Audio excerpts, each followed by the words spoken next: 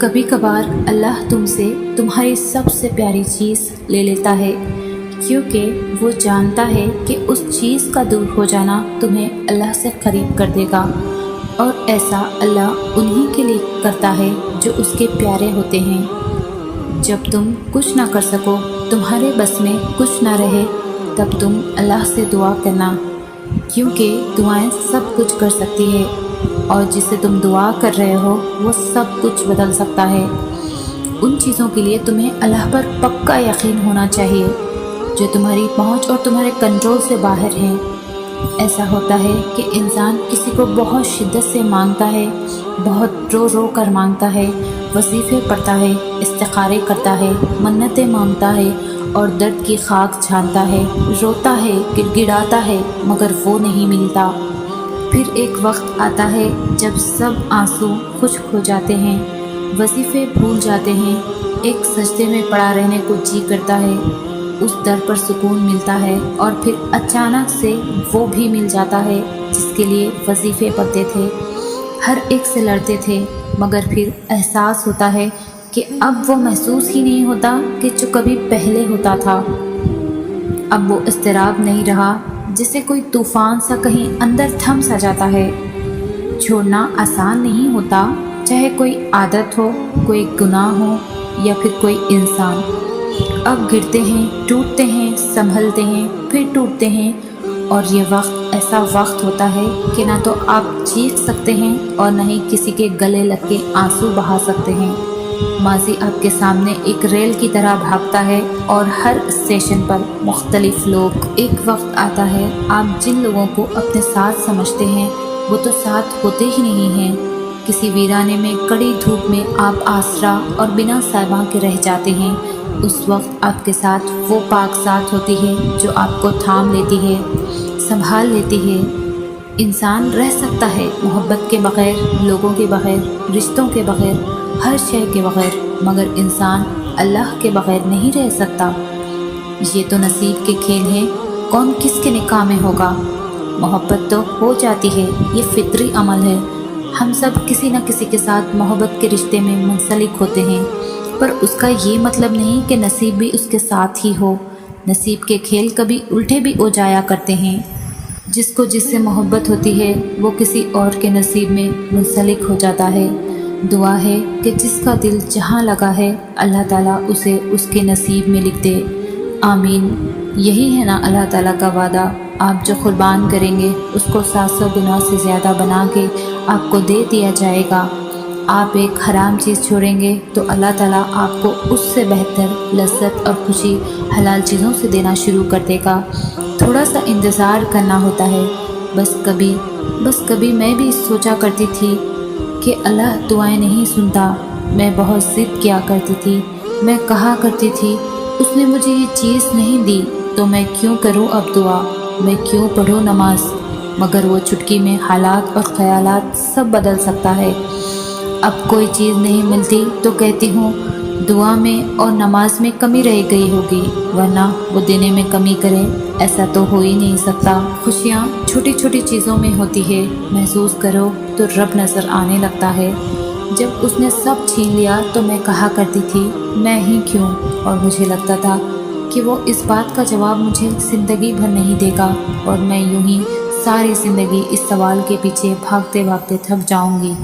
میں تو بھول ہی گئی تھی کہ اس کا سوال ہی تو اس کا جواب ہوتا ہے۔ پھر جب اس نے ہر شے سے نواز دیا تو مجھے حیرانگی ہونے لگی کہ میں نے تو اس قابل نہیں تھی۔ پھر میں نے سوال کیا میں ہی کیوں؟ پتہ ہے اس نے مجھے میرے پہلے سوال کا جواب دے دیا، ڈھیروں نعمتیں عطا کر کے، مگر اس نے میرے اس سوال کا جواب نہیں دیا کہ یہ سب نعمتیں میرے لیے ہی کیوں۔ اب میں اس سوال کا جواب ڈھونڈنے کے لیے تمام عمر سجدے میں پڑی رہوں گی، شکر کے سجدے۔ کچھ سوالوں کے جواب نہ دے کر وہ کتنا بہتر کرتا ہے۔ جب اللہ تعالیٰ کو کوئی شخص پسند آ جاتا ہے تو سب سے پہلے وہ اسے دنیا کی محبت اور تعلق سے الگ کر دیتا ہے۔ اسے دنیا اور لوگوں کے ذریعے اتنی تکلیف ملتی ہے، اتنا توڑا جاتا ہے، جس شخص کو وہ چاہتا ہے اس سے الگ کر دیا جاتا ہے۔ اور پھر ایک وقت آتا ہے کہ وہ دنیا سے بیزار ہو جاتا ہے، پھر جب یہ ٹوٹا پھوٹا بندہ اللہ تعالیٰ کی بارگاہ میں گرتا ہے تو اللہ تعالیٰ اسے اپنا لیتا ہے۔ میں نے دنیا کا سبق سیکھ لیا ہے، اب میں لوگوں کے رویے پر افسردہ نہیں ہوتی، مجھے لوگوں کا بدل جانا اب تکلیف نہیں دیتا۔ دنیا ہے، یہاں ایسا ہی ہوتا ہے، یہ میں سیکھ گئی ہوں، کوئی ہمدرد نہیں ہوتا، لوگ چاہے جو بھی کر لے لوگ ہی رہیں گے۔ اب اللہ تعالیٰ کے سوا کوئی تنہائی کا ساتھی نہیں ہوتا، اور یہ حقیقت جتنی جلدی تسلیم کر لی جائے زندگی اتنی جلدی آسان ہو جاتی ہے۔ اللہ جانتا ہے تم کس خرب سے گزر رہے ہو، وہ جانتا ہے تمہاری ہر دلی سرگوشی کو، وہ تمہارے حال سے غافل نہیں ہے۔ یہ مشکل وقت تمہیں اللہ سے ملانے آیا ہے۔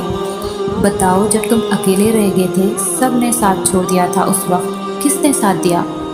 کس نے ہاتھ تھاما؟ کون سکون بن کر دل میں اترا؟ کس نے جینے کا حوصلہ دیا؟ ہاں، وہی اللہ، صرف وہی تو ہے۔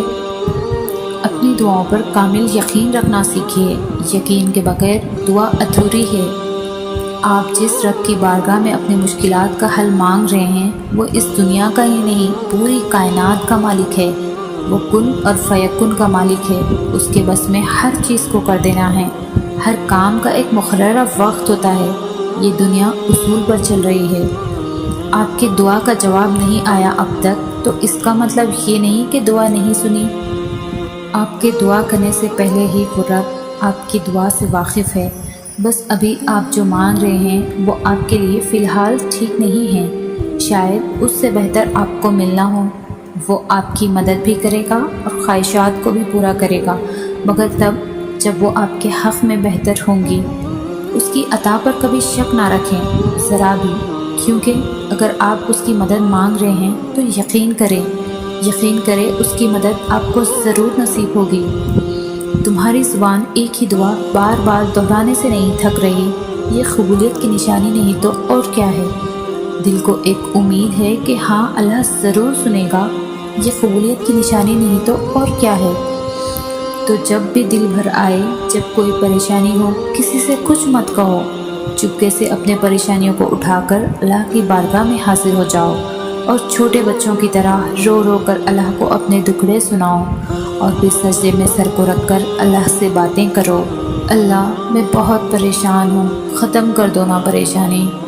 یقین جانو، اس تڑپ کے ساتھ اگر اللہ سے باتیں کیا کرو گے نا، تو وہ تمہیں اپنی رحمت کے سائے تلے لے لے گا اور تمہاری ہر دعا سن لی جائے گی۔ کہتے ہیں دعاؤں میں اب اثر نہیں رہا، میں بتاؤں دعائیں کب اثر کرتی ہے؟ جب انہیں صبر کی مہر لگا دی جائے۔ صبر یہ نہیں کہ اللہ سے مانگنا چھوڑ دو، صبر تو یہ ہے کہ لوگوں سے کہنا چھوڑ دو۔ انسان جب ٹوٹتا ہے نا، تو سوائے رب کے کوئی اس کی آواز نہیں سنتا، اور ٹوٹی ہوئی چیز میں لوگ صرف تجسس رکھتے ہیں، جبکہ اللہ ٹوٹی ہوئی چیزوں سے محبت کرتا ہے۔ تو صبر کی چادر پہنا کر دیکھیں یہ کیسے صائبہ بنتی ہے۔ جب آپ بہت دنوں بعد بہت تھک ہار کر، ہمت ہار کر، رو کر، لڑ کر، جھگڑ کر آخری امید کے پاس جاتے ہیں، قرآن کھولتے ہیں، اپنے رب سے بات کرتے ہیں، تو یوں لگتا ہے کہ کوئی دھیرے دھیرے سے زخم سی رہا ہے، مرہم لگا رہا ہے، کچھ ہے جو دل کے سارے کانٹے نکال رہا ہے، اور ایسے کہ آپ کو درد بھی نہیں ہوتا۔ اللہ ہر کسی کو نہیں چنتا آزمائش کے لیے، اتنی بڑی دنیا ہے، پر کچھ ہی لوگ اللہ کے پسندیدہ ہوتے ہیں، جنہیں یا تو اللہ اپنے قریب کرنا چاہتا ہے، یا ہدایت دینا چاہتا ہے، اور یا صابر بنانا چاہتا ہے۔ اسی لیے اگر آزمائش کے لیے چن لیے گئے ہو تو شکر ادا کرو، جلد ہی تمہیں اچھا صلہ ملنے والا ہے۔ دعا تکلیفوں کو دور کرنے میں اثر رکھتی ہے، اسی لیے جانماز میں گڑ گڑا کر مانگو اللہ سے۔ دعا مانگنے کے بعد توکل رکھو، صبر خود بخود آ جائے گا، سب معاملات دعا سے حل ہو جائیں گے۔ ایک دن تم اپنی دعاؤں کو جیو گے، اور پھر تم کہو گے کہ کتنا مشکل سمجھتا تھا میں اسے پانا، جس کو آج میں نے پا لیا ہے۔ پھر تم یہ سوچ کر شکر کرو گے کہ تم نے اللہ سے مانگنا نہیں چھوڑا۔ اگر چھوڑ دیتے تو کیا انجام ہوتا تمہارا؟ اگر چھوڑ دیتے تو کیا دیکھ پاتے یہ معجزہ؟